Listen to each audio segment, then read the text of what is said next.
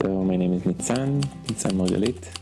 We're sitting in my tiny house, kind of, extension of my caravan in the Spirala Eco Village, where I live in the last 6 years. Can you tell me a little bit about how did you get here? Yes. So I was like always seeking living close to nature. I grew up close to nature in a community set up village in Israel, and like before the big screen revolution, let's say. So yeah, grew up with friends in nature. A lot of time spending in curiosity and seeking new inventions, or just traveling and hiking and sitting around the fire and sleeping under the stars. So this life of eventually like finding myself here, part of this project, is based on that I grew up on in many ways. And the community that I lived, that I grew up in, became larger and larger. And in one point I felt it's not appealing for me so much anymore, like this kind of size and orientation of the place.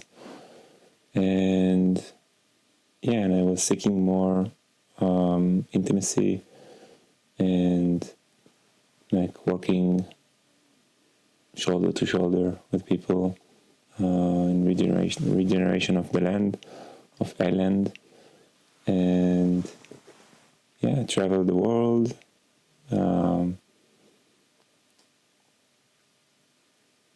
searched for like inspiration and like understanding of what is actually possible.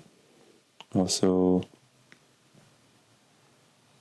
kind of trying to close the gap between the fantasy of this kind of lifestyle and the actual practical ways of how we can do it, how we can learn, and also gather wisdom or information that is like relevant for others that want to pursue this kind of lifestyle in a way that is not pirate, like it's more concrete and more pragmatic in a way. So to find ways to connect between those worlds of we want to live simply together with the land, from the land, for the land, and very fast we get to those complexities that are part of that lifestyle. So to search for those answers, for those complexities, give a lot of value also for others that want to do the same or similar. So in short, this is how I got here. Can you tell me a little bit about the process of getting the people excited, deciding on this piece of land, and how was the process, and what do you think, what made people say, okay, yes, I'm going to go for it?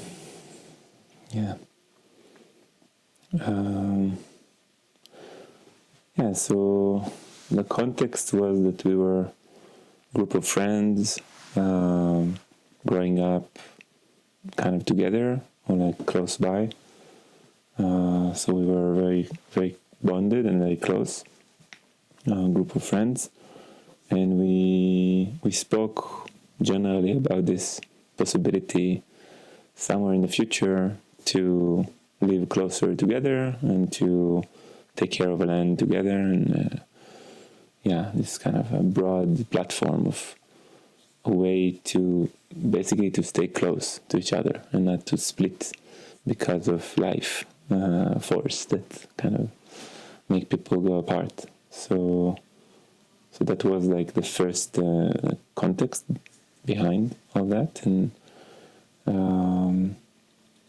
I was ready to move to this more practical kind of, let's say, this bringing this dream down to earth somehow, to search for more concrete answers and not just keeping it as a one day maybe it will happen, to be this motion of actually making it happen.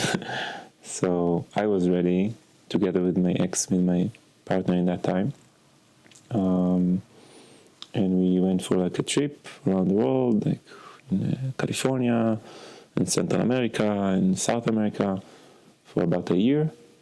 And it was already with this orientation of, okay, let's be open to maybe either stay somewhere or get like inspired enough to say that we feel like staying somewhere or like starting this kind of project somewhere.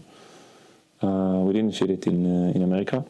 We didn't feel it in those beautiful countries, but wasn't like feeling this calling of let's do it. It felt too far away, also mentally, and also geographically. Like, it's to imagine our friends going to visit some beautiful land in Peru was a bit too far out to imagine that happening.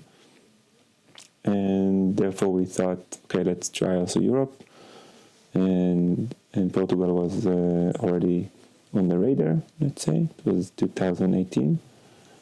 And we came for like 2 months for volunteering in some farms, and then understood it's like there is a possibility, also legal and also in a financial aspect. It felt like it's not that huge of investment in the beginning, so more likely that people would be able to do it.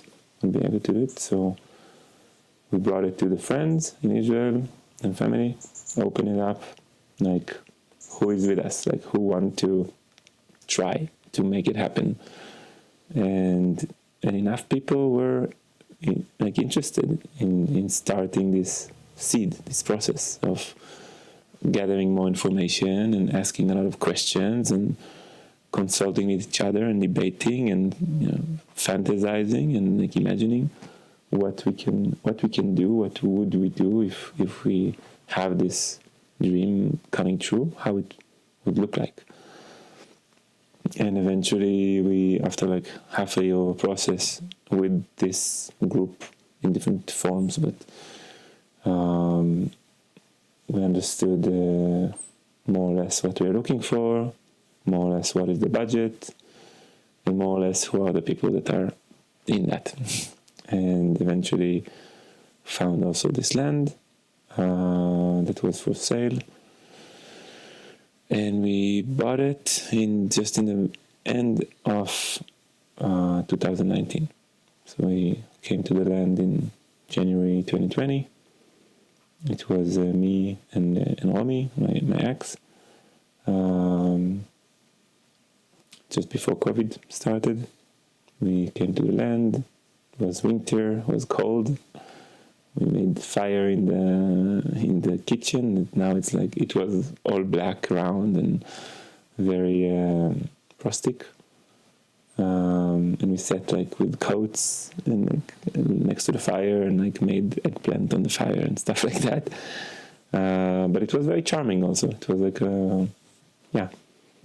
and we were 8 in total that bought this land together as part of initiation of a company that basically own the land and we operate this project like with the company as the entity that is like the representative of all of us. So there's no private ownership of the land? There's no private ownership, no. We own it, like the company own it. We are shareholders in the company. Since the 8 that started, more people joined in the first year and a half. 5 more people joined, and then after half a year more, like in the third year, there was kind of a, let's say, more like understanding of the vision was a bit more clear for some of the people in the group, and it was more clear also for others that it's not for them. So there was kind of a moment of like a junction of what are we doing with this project, who is up for continuing, and how the people that want to leave the project can also support the project in not collapsing it, like being patient and being trusting the rest of the people that we will find a way that also they can get their investment back, the loan that we all gave to the company in the beginning to initiate the whole thing and to buy the property and to invest in the property. So yeah, there was this junction that wasn't an easy moment. It was quite challenging, but I'm going ahead a bit. So like, for your question, how I got them, like we got them into that, is this, I think, basic understanding of we see what's going on in the world. We don't want to get enslaved to the banks and to mortgages and like kind of the loop, as people refer to that taking too much on our shoulders in a young age, that we cannot really go out of this commitment in a healthy way. That we must like continue working until our 50s at least, in order to just justify this commitment, first commitment of a house or whatever. We want a more simple life, closer to nature, in a peaceful place. In Portugal is a very good potential for that, very good option. And how did you make decisions about the vision and what the space is going to be in these early days? And how did you deal with differences and conflicts that came around that? So in the first like half a year before we came to look for the land, it was a lot about vision, like to come up with this like list of values that hold us together and kind of show the campus of what is it, compass of like the pillars of what is it about. So it was kind of determined already there then. How people interpreted it is different, but the values were like listed. We had like a contract, like a contract actually, like a legal contract also, that we put all those like values and vision in, and also how we make decisions and how we solve conflicts. Like we made a bit like kind of a constitution of this initiation. It was important for us that people that are putting their love, their heart, their sweat and their money into that will not become enemies in any moment. So it was like part of speaking about making it pragmatic and not just fantasy. It's this layer that many other projects that we knew about, and we asked also people before, they told us like make it clear and make it legally kind of bound and like valid, so you won't need to get to court in any point. That's like a big no-no. And we understood that, and we listened to, so we put quite a lot of money actually and effort as the early age, like group, to come up with this basic constitution that eventually actually held. Like it was good enough to pass eventually this like low energy moment that we had in the group, that the dynamic split, and still we haven't got to part. So, and everybody like kind of went okay with this breakup. That it's not to take for granted, and it wasn't. It is sensitive moments in any life of a project, like a family, like any family, basically. That when people don't think about it, many times, as we see, it becomes very, very problematic. So, how practically we make decisions. In the beginning, it was in a democratic way, where we brought topics that come up from here, from the actual life here, and what we understand here along the time. We brought it to the whole group. It was mostly online in that time, and we discussed and we debate about it, and we brought doubts, and people brought their ideas and understandings. It wasn't easy. It was challenging, to do all this online with people, the big majority that doesn't really live here, and many of them haven't even been here in that time to visit. They couldn't come. So it was very challenging. It was tiring for many people. So slowly, it was also kind of eroding this energy of the initiation, of the beginning. And together with the financial situation, it wasn't easy also, and quite fast. We understood we were going to get to a dead end, financial wise, if we don't get either more people to join or some kind of a financial platform that can make it generate income in a way that is more sustainable. So this was the first part. After. And how did you, just if you can say something about how did you deal as a group with the differences that came, and how did you manage to still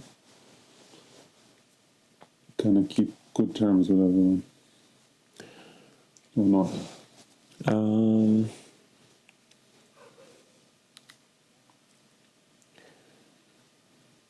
I think flexibility was a big part of it. We were flexible enough as humans, as individuals, to maneuver around those sensitive and tense moments. It wasn't easy. Again, there was a lot of emotions involved, and relationships from childhood that suddenly you see a different angle on this relationship, and that you didn't see before, and it's hurtful. It's hurting. In different ways. It hurts more than one or two people. But then to work with those feelings, and not taking it personally so much, but understanding that it's part of the process of we want to be intimate with each other. We're gonna get hurt. This is part of the deal, and this is what we kind of sign into when we went to this process. Those frictions. It's delicate. It's between a friction that is very pleasant to a friction that is annoying and not pleasant. It's a very fine line. So I think we were, as individuals, mature enough and with enough capacity to not throw it all to the garbage, or to become enemies with each other, to keep in listening and trust each other, even when it's not easy, even when it's triggering a lot, to be able to go back within, breathe into it, and maybe take some air and eventually come back to the meeting and to speak like genuinely how we can find a solution and find like the kind of win-win formula, how it can actually work. Happily, I think like a big portion of what took us to succeed, to cross this junction, was that this other group that we knew a little bit, that weren't part of the project yet, were seeking to initiate something on their own, quite similar in the values and direction that we were already on the way to pursue. So maybe you can talk about it a little bit in a way that, if you can formalize maybe in a clear sentence, like what was the vision to this point? Mm-hmm. And then how did this vision also change with this new group coming in? So the first vision was to find a way to live together legally on the land, on a rural land, on an agricultural land, in order to take care of it and to increase the levels of relationships between us, like the depth and the intimacy and the quality of those relationships. Is something that is beneficial for the individual to grow and to learn, and also to benefit the surrounding of this place, like radiating these kind of learnings to a broader way. That was, like, let's say, a very broad vision, more like a platform. It wasn't concrete, like how we're going to do it, and like what is the purpose beyond for us. It was more like egocentric, I would say. Like we needed these practical solutions that we understood in Israel it would be very hard to find, if at all, to live in this kind of complex. So that was the first vision. After that, or like along the way, we understood more and more that Spirala, the company, must create value, that it's also can be monetized, that it can be sustainable on its own, and for that, the purpose need to be much more clear, of like, what are we about? What is this place? What we are offering to society and to the world that is actually valuable, that's actually adding value, that then can be translated or transmitted to monetizing and also being able to generate income that can hold this place for long term. And then kind of the more side part of it is like, yeah, we need a team that live here, so we're also going to find the legal solutions how this team can live here permanently, like long term. That's like, I would say, the shift, or like the change, or like the adding after the first vision into the second vision. And for that was like the hospitality and the content that we can create here, that is valuable and that is inspiring for people, as something that can be monetized also.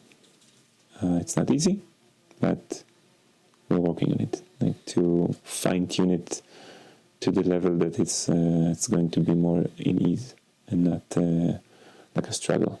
It's still kind of a struggle, but we can see the light in the tunnel. It's like there is like a big potential, and like, yeah, we still need a little bit of a buffer, like financial buffer, until we can fulfill this potential.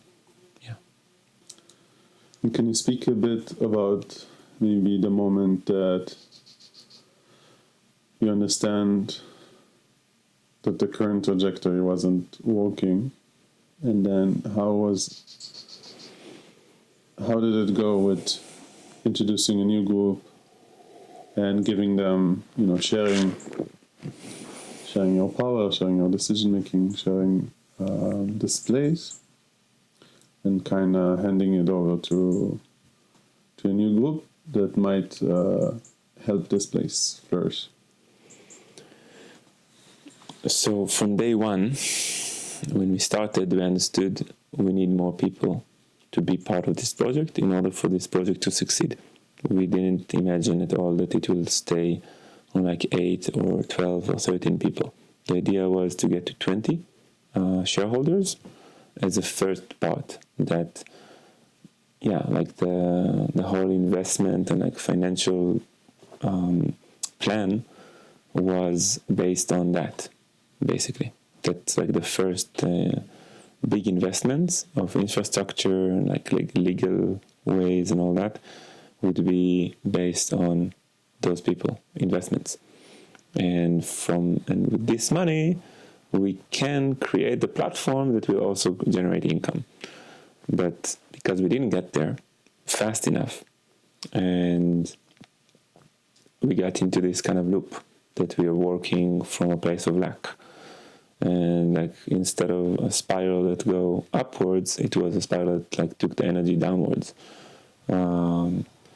So the whole time we understood this like financial structure that we have, it's not sustainable.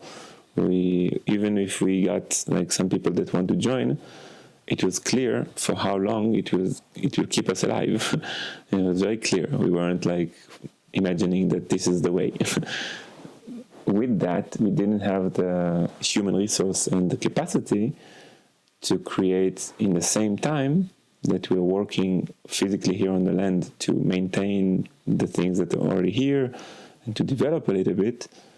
We didn't have enough capacity to also work focused on generating income, like creating real sources of like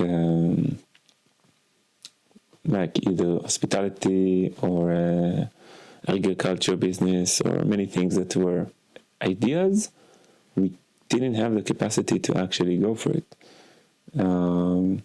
We did like little pilots of like trying here and there events and like working with people from the area. And each time when we did those trials, the income that was generated was mostly went out like to the people that helped us to make it. So again, it wasn't like internal, it wasn't sustainable in that matter. It added value to the area, so it was kind of, there were pilots that succeeded in that level, in that matter, that people got to know us, people wanted to cooperate with us. We took this role, let's say, of like the bonding maker and like mingling place that people really liked and enjoyed, especially during COVID, that it wasn't so easy to meet. So in that matter, it was a success. In the financial matter, it wasn't. Like it was just each time like to put a lot of effort to come up with those events and then leave with like drained energetically. So it was very clear that we need more people.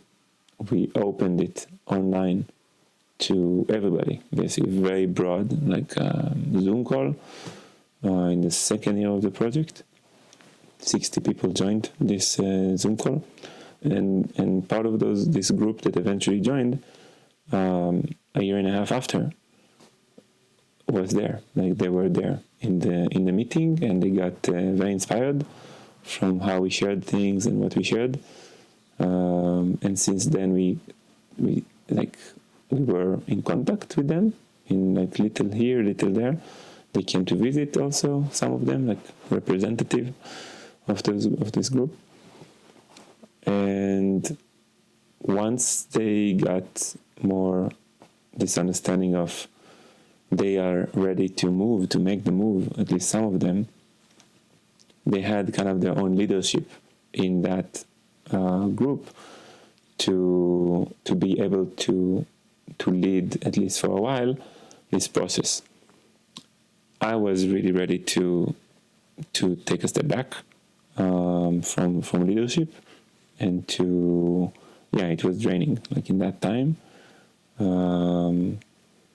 And other people were ready to leave the project, so it was kind of smooth, actually, this like merge, and it wasn't like a big like ego fight or anything like that, or something that was needing really to make a whole process of like release.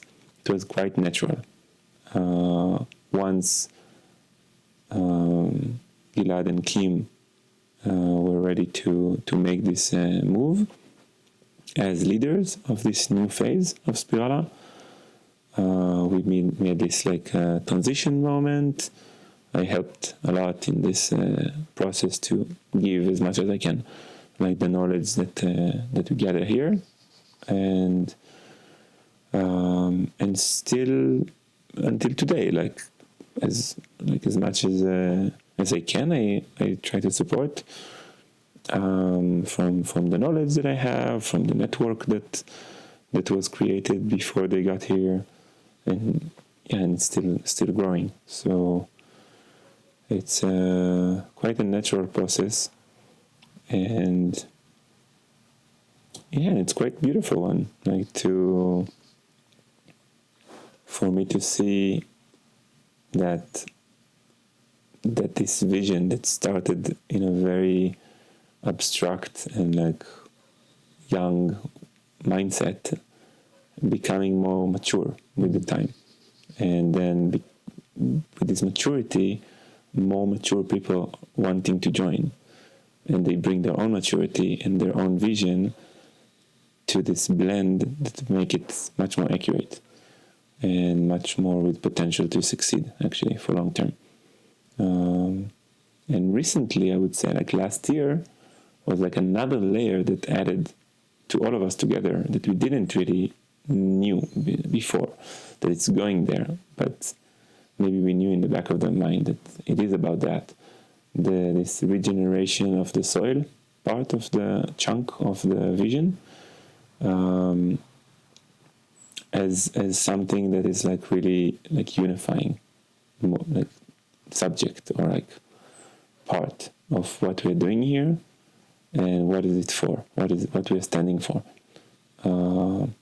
And we got into this method and philosophy of syntropic farming with a couple from Spain, Ana and Jaime, that brought like also enthusiasm and also very practical ways to create soil, to heal the soil in a very, very rapid way, a very fast way, a very local way, and with this also like very holistic approach also to the team, also to the human level in this system, that it's not about draining ourselves in order to heal the land. It's about healing ourselves and healing the land in the same time, and working with our capacity and understanding that it's not about speed, it's about consistency, and like to do in our capacity, but to do more and more and more, and continue, and it will grow, and this impact growing and accelerating over the time, and it will become easier. So that's I think a very important layer that we understood from the network that we got into, and eventually also invited here those people to teach us and to teach also other people. And we got really hooked, like in the best way possible, to see it as this component that was in a way missing in the first vision, as something that people can say, yes, I'm into that, and I want to do that, and I want to dedicate myself to that. And kind of the whole structure around it is for that. So yes, we do need to still generate income, but then the storytelling also for ourselves, it's not just we need money in order for the electricity bill to be paid or the salaries. It's in order to be able for the team to actually heal the soil, and to not only heal the soil, but to be this center that people come and take this knowledge and take these practical tools and heal other lands as well. And little by little, we can support in this much bigger movement that is happening. And if you can give one tip, let's say, to people that are in a similar place, to people that they have their own project, something is stuck, they understand they need more people, then they're not sure either how to give away power or how to find these partners. What do you think can allow them to do the next step in a way that's more sustainable?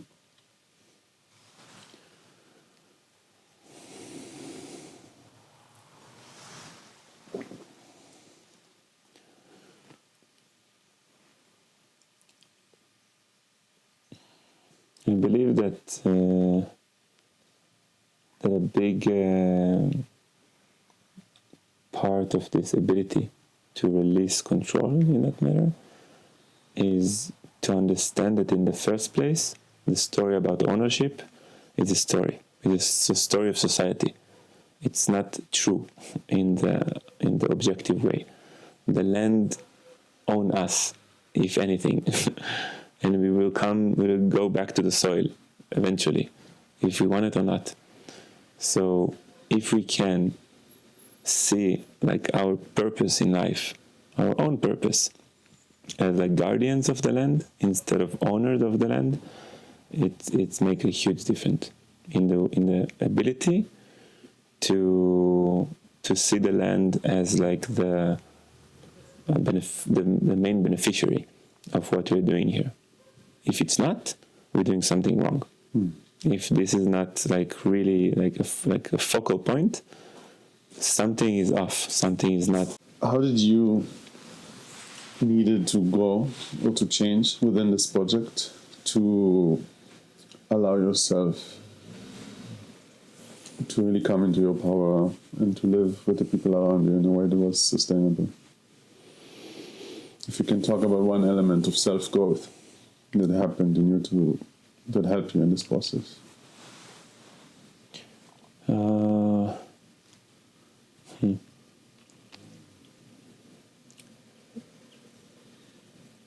It's funny, it's a bit of a paradox, but the detachment of the part in my identity that connect me to the project, actually.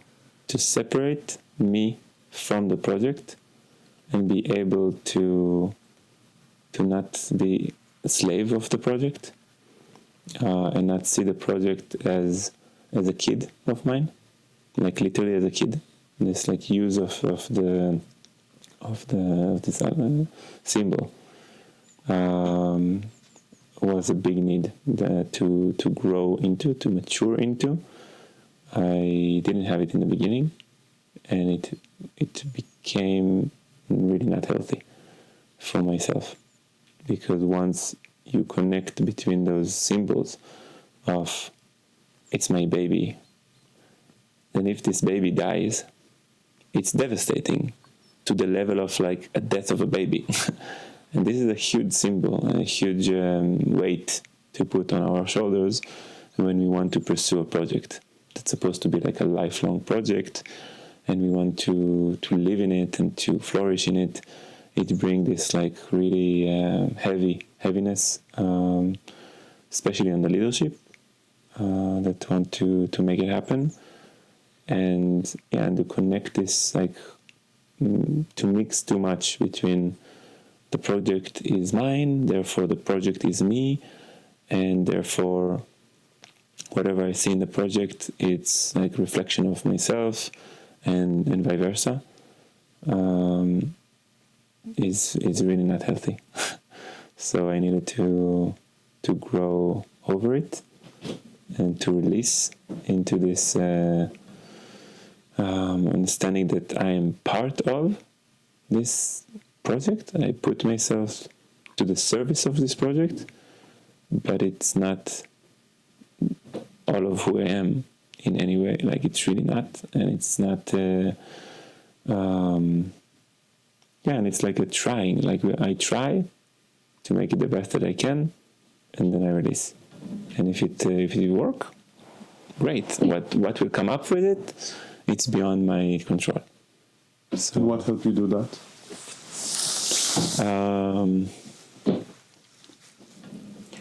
So this moment of the period of time in the project that we were in crisis, let's say, helped me to see that more clearly. I went away a little bit for like a travel for like 3 weeks. There was the breakup between me and my ex, and this junction brought me, after many years, like back to myself as a kind of just me as an individual, and not me as part of a partnership, of a couplehood, and like as like leadership of the project. Like, just be with myself for a moment, sitting, watching the waves in the night in Sinai helped in that matter, to see like a broader perspective, and also to understand that I have my own pillars of like values that I'm carrying, and I can bring them more forward in the next like phase of my life. So yeah.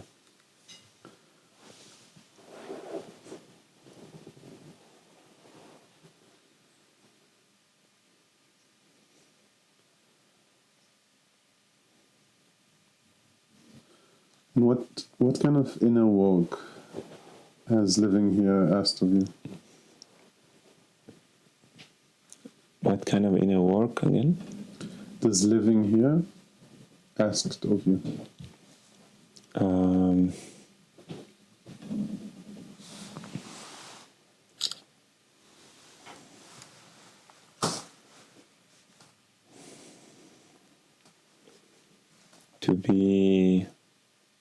To be centered, like to come back to my center again and again. There is a lot of noise, a lot of like sounds, let's say, not necessarily noise, but a lot of input to take in from all over. If it's like the seasons and the nature by itself, that bring a lot from inside, like this kind of emotional work and like dream work and symbolic work. It's very, very present. Many people experience it in the first few weeks and months that they are here, that it's like suddenly their dream is like much crazier, and they cannot understand like where it come from or stuff like that. So this is like one part. Another part is like consumption of substance. In this lifestyle, it's very common to use substance on a more day-to-day life, and it took me a while to find balance in that and to find my center in front of those medicines / poisons that many times it's a fine line. It's a slippery slope, as they say. So I was sometimes more in the center, then not, and it went on for a while until I kind of found it in a more clear way for myself, and it's required discipline. Like I actually took specifically this time to period of time to rehab from smoking joints, cigarettes with weed in it, to really teach myself discipline, not only for rehab from this substance specifically, but to shape my mind in a way that I know that I can go for what I believe in, that is healthy for me, and stick to it, and not to be like all those moments of weakness, let's say, of the mind, and especially with substances that are pleasant, that make us happy, and make us cheerful. So for me, it was very much about that, to learn discipline from it's like this really delicate discipline that come together with a lot of compassion. So not a discipline like I used to have in the army, but discipline from a place of I care for myself, I care for others around me, I care for the land, therefore I know what is good for me. And I know that it's not easy, and and I also know that I will have times that I would like to release and to be weak in front of those craves or whatever, but to take it in a way that it's not coloring everything as if I'm failure or as if I'm not good enough or something like that. Like I'm walking the path. It's a long path. Yeah. Thank you. It's beautiful.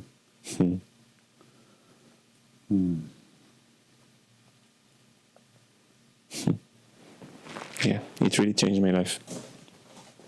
Yeah, I know this process for myself as well.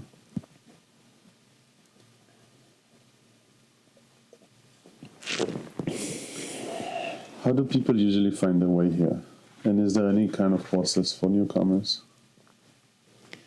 As far as I know, most of the people now arrive here coming from either a direct recommendation from a friend that's been here, or somehow online that they got to this in different platforms that we are on, or just social media that we publish. This is the two main ways to get here. And for newcomers, in the matter of people that are seeking potentially to be partners with us, to be shareholders in the company, there is a process. It's quite clear, let's say. We have the agreement that whoever is interested can read it, should relate to that, and agree with it. Eventually sign on that if they want. They should come to visit here. Ideally to spend some time here also, not only for a day or two, but to spend some time here, quality time. And there's this period of time in the year that we are working on the festival, the Mud and Music Festival in the spring, that bring a lot of people to the farm. And in the last two editions, the two first editions we made, brought also people that were seeking idea of what is it about, and thought it might be for them. And then it was a good moment for them to come and to see it in, let's say, in full capacity. fulfilling itself in a way. It's a very, very beautiful production, and many people are involved. And then to see this like kind of celebration of a weekend, it's really coming to life, like the whole thing, and this blend of many different cultures and generations, and creating together something really beautiful and positive. Brought so far like 5 new people that, like, since this merge of the 2 groups, like 5 more people decided to join, and they also came in those moments, like to feel that and to be with us and to kind of support also. So it works. Yeah. And let's say someone wants to come and volunteer here, then how does it look like? What's the process? So we have a page on Workaway, and we also publish like just on our own page. We send like a form to fill up, just to get a little bit orientation of what they experienced before, what they wish to experience here if they come, to make a bit of a balance between the expectations from both sides. And yeah, if it's a fit and it's like sounds good, we invite them to come. We ask for 5 hours a day during the weekdays to help in different projects in the farm. Maintenance, a lot is like maintenance and development of like facilities and infrastructures. And yeah, it's like morning work until noon, until lunchtime, and after that each one have their own time. Some people mix it with working online and coming here, and we are also quite flexible when some people need to work in the morning, let's say, so they can also support afternoon or in the weekends.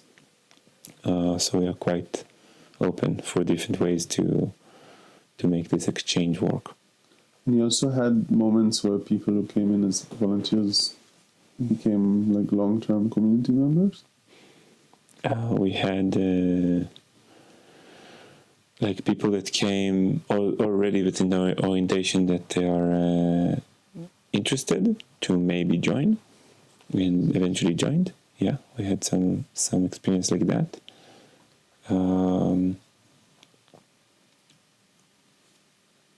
My partner Flo, my wife, we met here 3 years ago.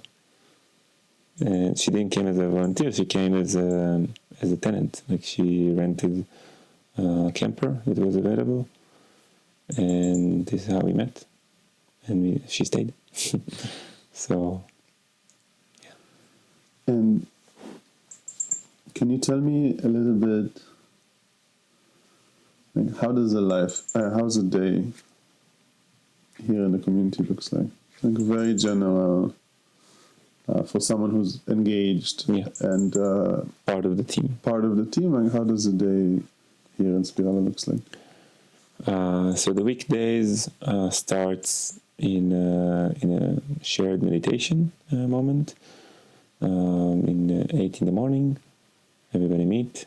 Right now in the more cold season, wintry season, meeting in the main house. There is a big saloon where people gather. It's cozy, and they share like 10 minutes of silent meditation. After that, there is a circle of gratitude that each one is invited to share 1 or 2 things that they are grateful for. And also a new addition, like recently we added like the Portuguese word of the day, to increase this like integration with the local population, and yeah, just to offer this practice to be better in that over time. And then after that, there's like a sharing of what are the tasks that we want to do. More, she's responsible on that. She's like leading that part, and then each one basically can take from the list of tasks what is more for them. And there is a work time until approximately 10. Then there is a break for breakfast. There is the kitchen team that prepare breakfast for all the team. And for guests, if they want to join this, like those moments of like breakfast or lunch, they're welcome. It's like very basic contribution just to balance the costs, basically. And then, yeah, they have like a break. After that, they work until 2:30. And after that, depends on the day. There's like days that we do singing circles, and there are days that other people offer workshops here, just internally. We do events sometimes in the weekends for a broader part, like just more open for others. Every Friday we have a community dinner that many people from around know already. They come and we share a nice moment together, like a potluck. Yeah, and this is how it looks. You talked a little bit about the events, so maybe you can say a few things about the place that culture and rituals take in the community life here, and how is it meaningful, and how is it being used, and how is it contributing to what's building here? Yeah, so as the pillars of the project are this connection between these human relations and culture that empowers people to be more authentic with each other, more trusting each other, feeling more belonging, all those values that we see that are beneficial in society, that we are missing, that there is a lack of those components in society. So the cultural events are very beneficial for that.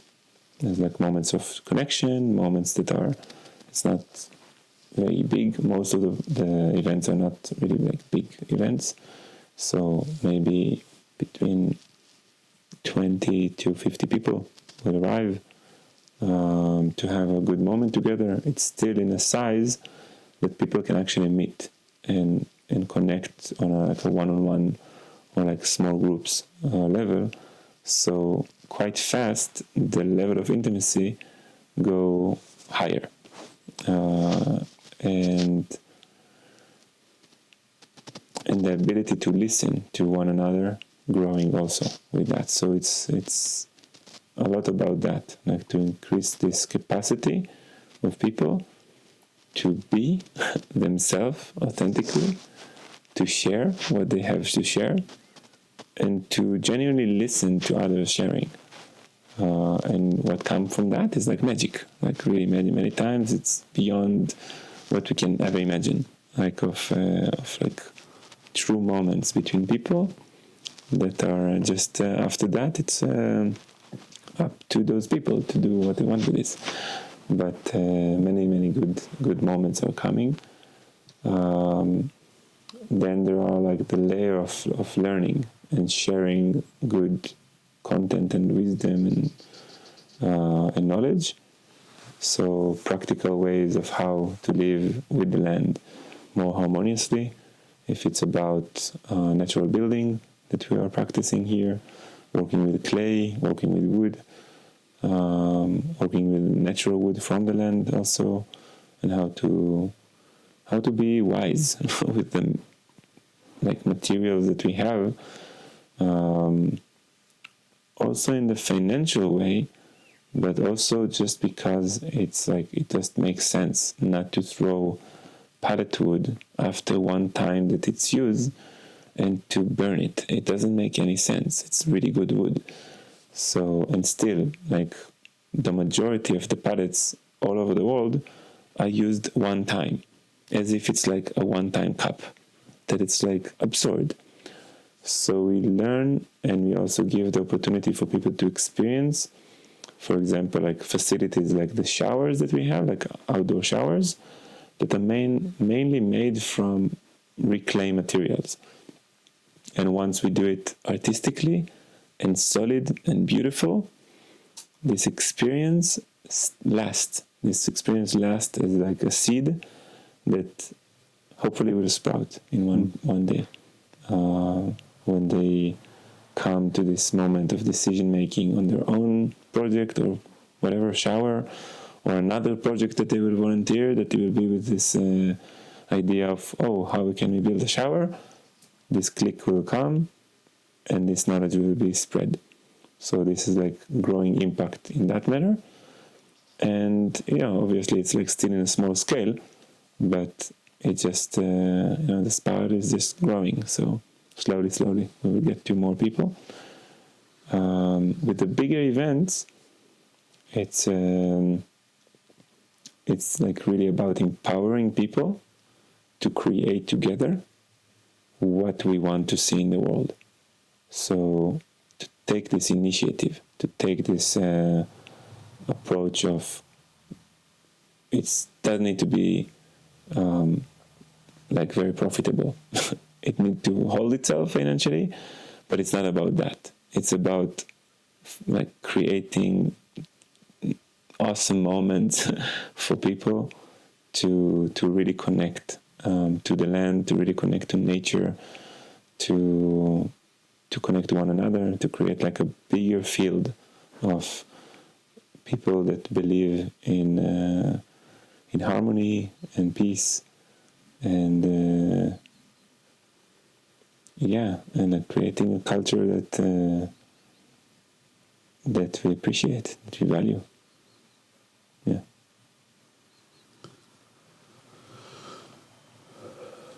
What kind of tip would you give someone who's just about to, it's like someone who wants to build a project like this?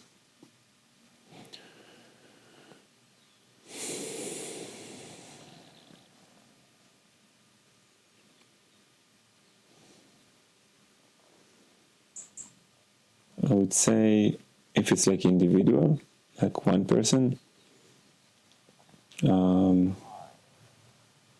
first I would search for a project that already exists and that needs support, and join, and like try to join an existing project that speak the same kind of values and language that this person is looking for, or even if it's like a few. It's very demanding. It's very, very demanding. And it's, especially in the first years, it's really fast erosion of this spark of the initiation.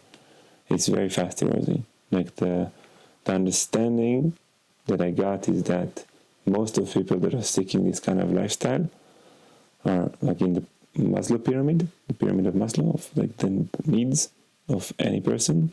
They're quite high in this pyramid. It's not people that are like super traumatic and doesn't have a home. It's like people with abilities, also financial abilities, and also like mental and emotional abilities to seek for something that is like a higher purpose.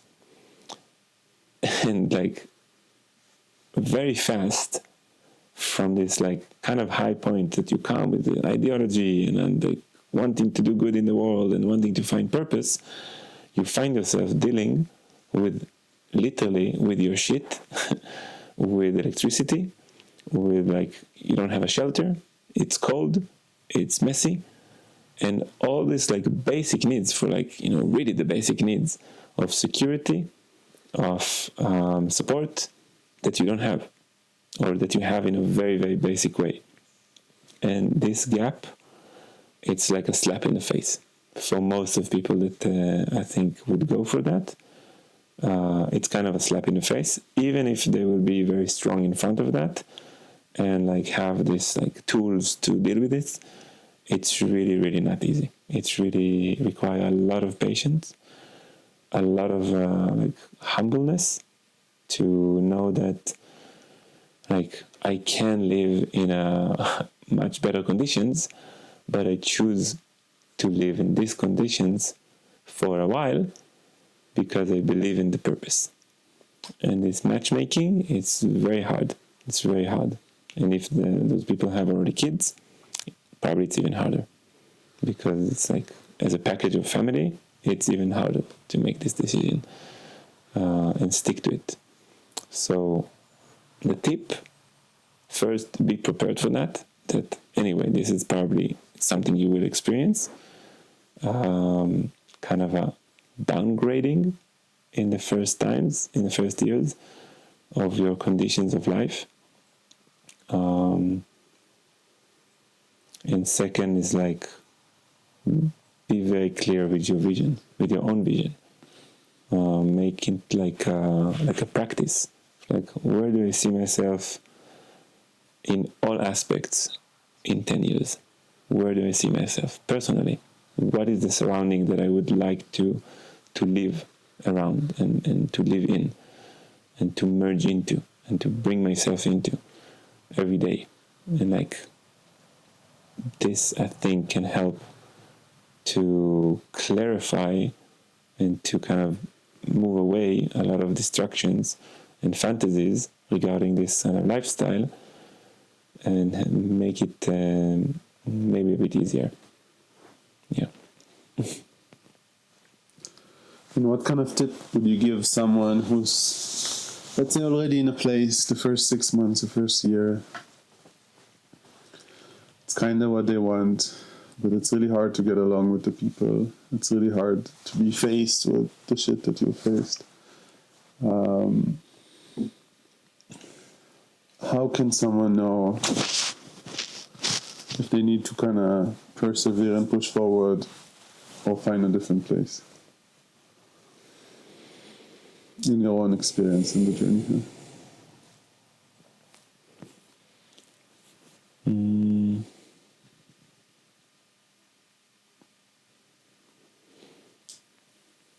There is this term in group facilitation,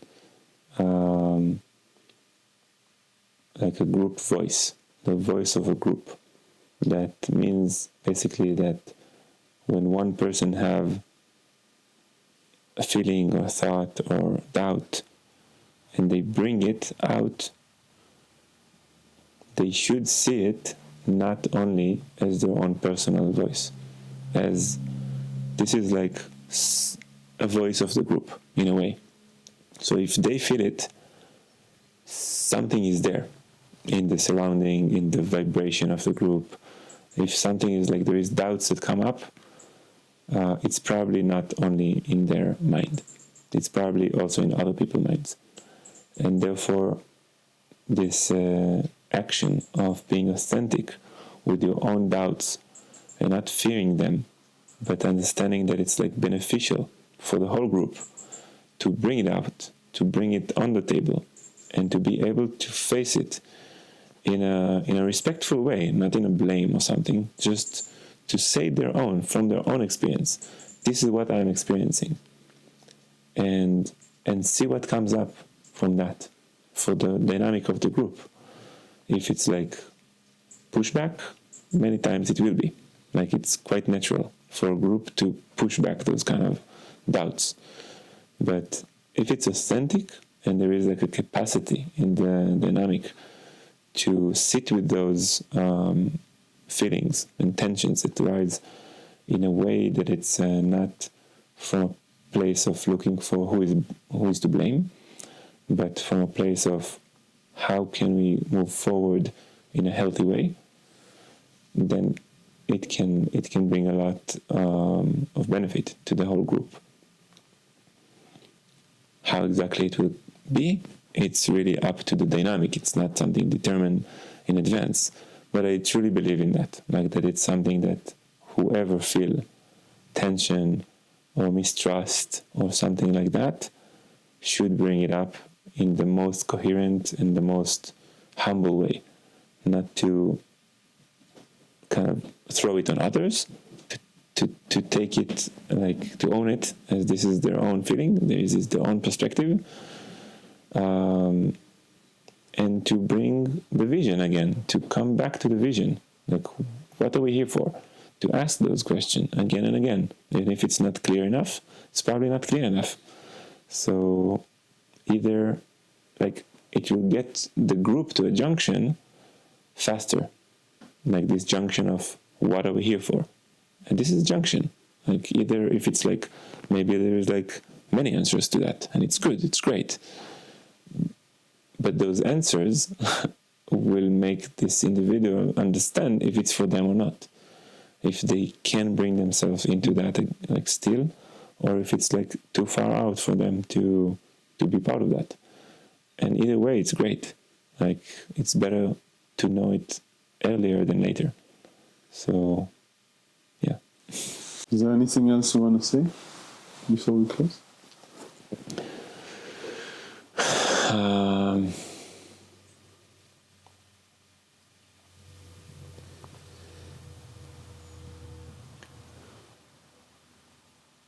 Yeah, like trusting the process. It's quite a cliche, but trusting the process of life that that is bringing us,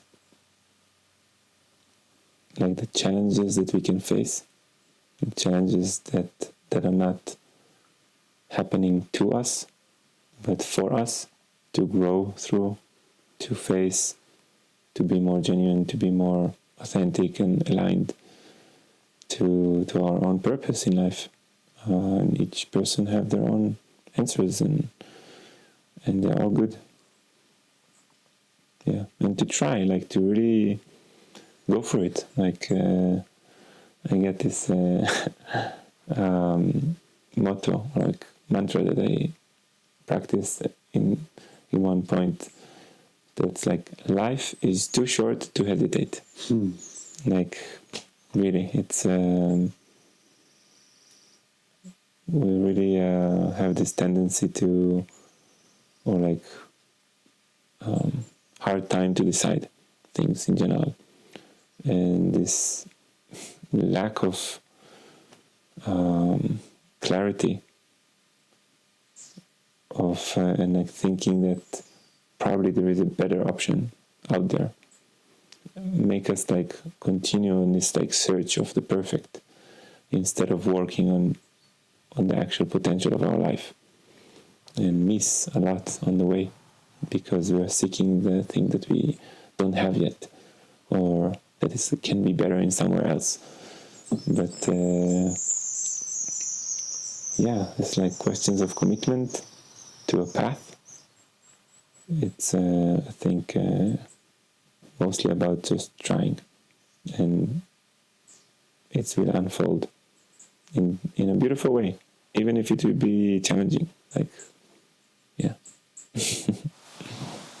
Thank you.